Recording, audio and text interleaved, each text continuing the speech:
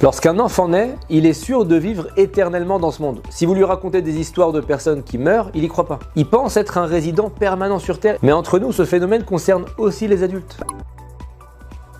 Sur ce sujet-là, on est tous des bébés. On sait qu'on va mourir, mais on n'y croit pas au point de vivre selon ce principe. Le saint livre Chovot Alevavot enseigne la nécessité de méditer sur ce qu'il appelle Tsurat Omdo Berolamo. C'est le caractère éphémère de ce monde. Prendre conscience qu'on n'est que des simples visiteurs comme les clients d'un hôtel. Et quoi de mieux que la fête de Sukkot pour intégrer cette notion. Uba Sukkot Teshvu Shivat Yamim. Dieu nous offre l'opportunité de quitter notre maison confortable pour vivre 7 jours dans une soukha, une cabane qui doit être construite de manière précaire, faite pour être temporaire. Elle ne doit pas avoir des murs trop hauts par exemple, sinon on serait obligé de les rendre solides pour qu'ils tiennent. Elle doit être précaire, vous l'avez compris, pour qu'on réfléchisse à la nature temporaire de l'existence du monde. Imaginez nos ancêtres qui ont vécu 40 ans dans le désert dans ces cabanes. Chaque jour, ils étaient sur leur garde. Dès qu'ils entendaient le son des trompettes, ils relevaient les piquets de leur tente et ils se déplaçaient constamment. Ils ne se sentaient jamais installés dans ce monde. C'était l'objectif de Dieu pour leur inculquer cette leçon. On est juste de passage. Regardez, même à l'époque moderne, nous dit le Rav Victor Miller, on est allé à Babylone, en Espagne, en Afrique du Nord, en Italie, en France, en Allemagne, puis en Russie, en Amérique, en Australie. Dieu nous fait voyager dès qu'il sent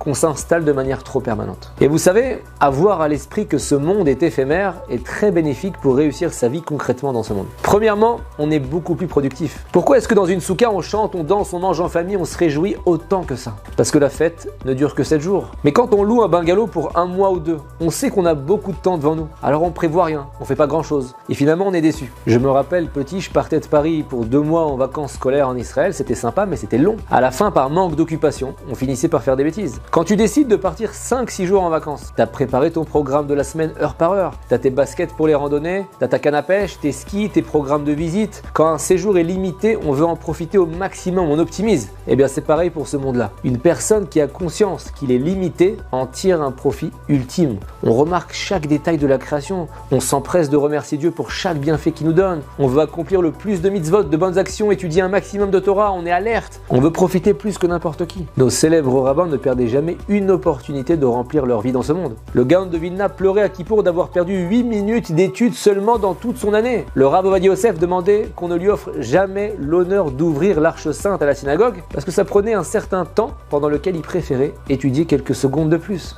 Deuxièmement, on ne perd pas du temps de vie à faire des choses inutiles, à faire défiler les statuts de ses contacts sur les réseaux sociaux et voir des choses vides de sens, à papoter sur des sujets nuls pour tuer le temps. D'ailleurs, le Rambam nous enseigne que Dieu nous offre un nombre limité de mots à exprimer dans notre vie. On a un quota, donc si vous voulez vivre plus longtemps, mi'aïch et chafetz chaim, parlez moins, les mots valent cher. D'ailleurs, le Talmud enseigne que si vous pouvez dire un enseignement en 5 mots plutôt qu'en 10, c'est mieux. Le'olam, ishane, adam, le talmido, derer ktsara. Pourquoi être long et gaspiller des mots alors que les mots sont notre vie, c'est notre temps. Pareil pour un bon invité chez vous à la maison. S'il ouvre grand sa bouche toute la soirée, pas sûr que vous le réinvitiez. Troisièmement, une personne qui sait qu'il est de passage ne gaspille pas ses émotions. Utilisez-les pour les bonnes occasions. Si vous pleurez gratuitement par exemple parce que le héros d'un film est mort, vous gaspillez de la tristesse précieuse qui aurait pu être utilisée de manière constructive. Dieu nous demande de pleurer pour la destruction du temple, à Kippour pour nos fautes. Celui qui sait qu'il n'est pas un résident permanent de ce monde garde ses émotions pour les choses qui en valent la peine. Quatrièmement, vous ne gaspillerez pas votre enthousiasme. Un jour, le Rav Shach a dû se rendre à New York. Dans le taxi, son assistant l'invite à regarder la hauteur des buildings incroyables. Et le Rav a répondu « Je préfère pas regarder. Je préfère garder ma capacité à m'enthousiasmer pour l'étude de la Torah.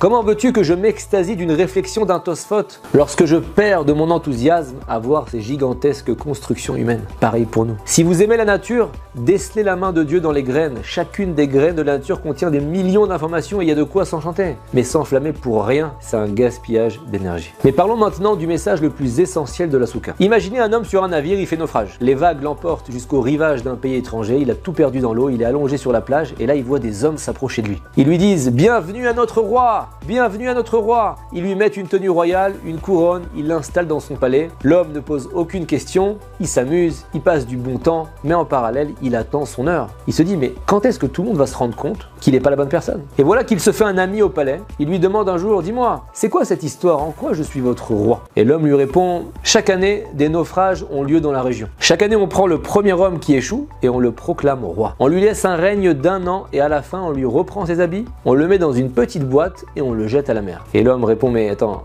tous les idiots qui m'ont précédé, ils pensaient être rois pour toujours. Ils se sont jamais demandé, qu'est-ce que je fais sur cette île? Il lui dit non.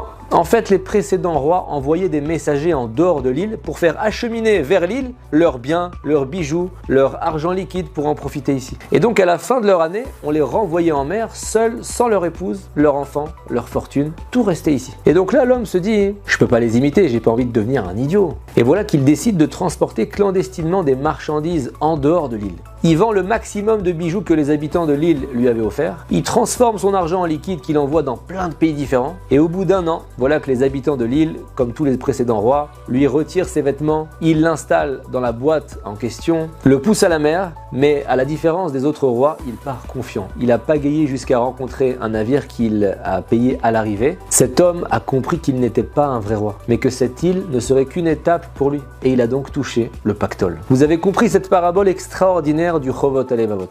L'homme né dans ce monde, il pense être un roi, mais c'est faux. On est de passage pendant 1 an, 60 ans, 90 ans, peu importe, c'est qu'une visite. Voilà pourquoi il faut se consacrer à exporter des biens à l'extérieur de ce monde. Au lieu d'être un imbécile qui importe de luxueux tapis, des jouets super chers, des nouvelles voitures, des comptes en banque bien remplis ici. Sur Terre, on doit exporter tout ce qu'on peut. On doit ressembler au roi Mounbaz. Le roi Mounbaz dans la Torah s'était converti au judaïsme. Il s'est mis à dépenser beaucoup d'argent pour la tzedaka, il donnait beaucoup d'argent aux pauvres démunis. Toute sa famille a protesté contre lui en disant mais qu'est-ce que tu fais? Tes ancêtres épargnaient leur argent pour le trésor royal et toi tu le dilapides. Il a répondu Avotai ganzu le mata, vani ganasti le mala. Mes ancêtres ont épargné de l'argent ici-bas dans ce monde, moi je l'exporte dans la banque céleste. Ce monde est un lieu où on doit exporter autant de marchandises que possible et les déposer dans la banque céleste. On doit exporter vers Dieu nos prières extraordinaires, nos remerciements vers lui pour tout ce qu'il nous donne, comme c'est marqué dans le Talmud. Oreach ma'u omer kama tichot tarach balabait bishvili. Qu'est-ce que dit un bon invité d'une maison? Tout ce que l'hôte a préparé,